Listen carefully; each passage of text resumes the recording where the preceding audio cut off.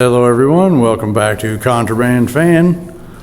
I'm now at the Antique Fan Museum, as is probably obvious.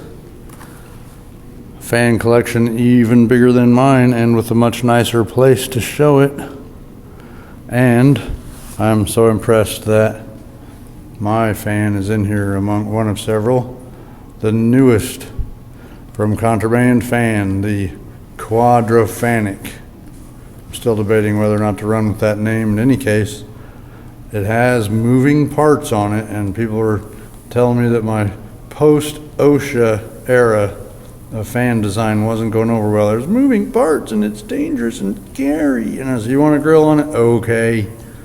And so I went over the top with that, welding all these individual pieces together after shaping them with acetylene and oxygen torches, and then electrically connecting them.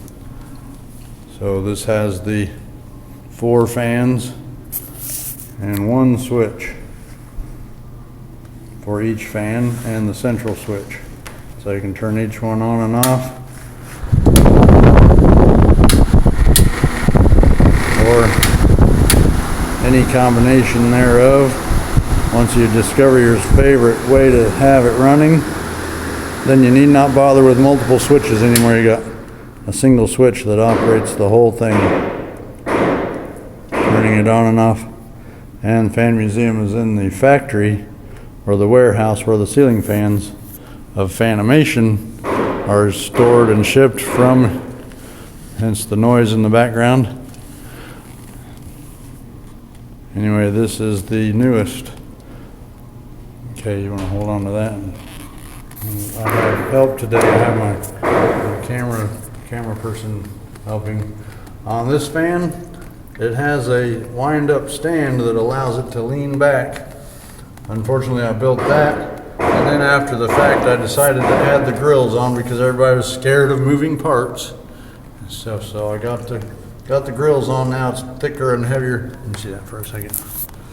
The overall, oh crap, that was careless. My thumb was in the camera.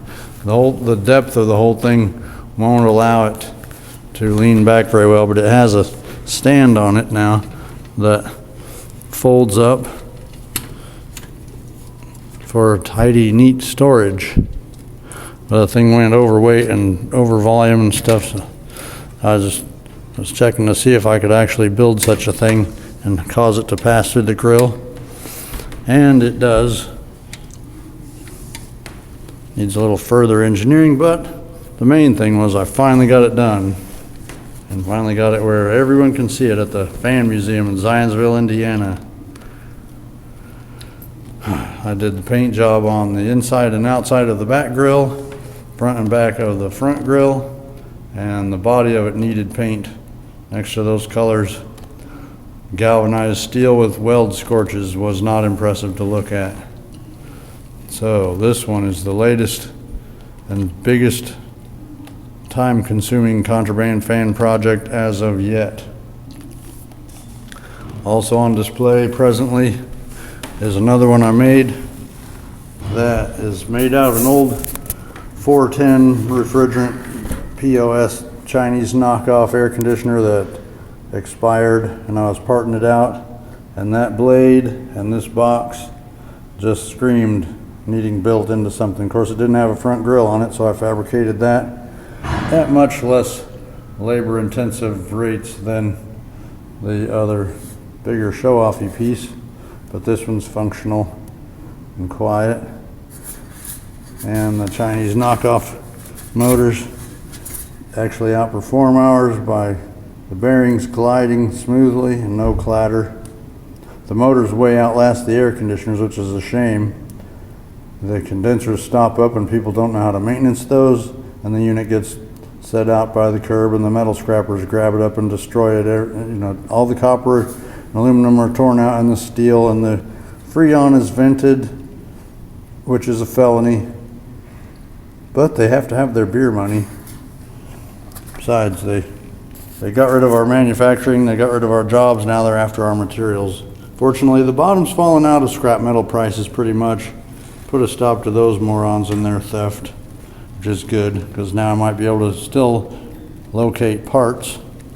In any case, there's those two, and there's that one. I think I've done a previous video on that before, but that's pretty much what's happening with the Contraband fan right now. And I've made a little sign to put with my display area here at the Contraband fan exhibit at the World's Greatest Fan Museum in Zionsville, Indiana, on Bennett Parkway off 106th Street and 421. So come out and see the museum and my stuff too, as is convenient. They have a stupendous collection of every kind of fan you can think of, and many that you haven't, including that one. Those three, those are new. Those are impeller ceiling fans. Those are cool. I got one similar, has a little spoke wheel looking thing on it, but that's much better. I gotta look closer at those. Anyway, get out to the Fan Museum in Zionsville and be amazed. Even non-airheads will have no option but to be thoroughly impressed at the Fan Museum. In any case, and there are other Fan Museum videos on YouTube, but now there's one by Contraband Fan. So come back again soon, and I'll see you then, and I'll have more stuff built. Or I'm gonna be really mad at myself if I don't have more impressive stuff to show, because obviously there's competition, so I best get busy. I'll talk to you again soon.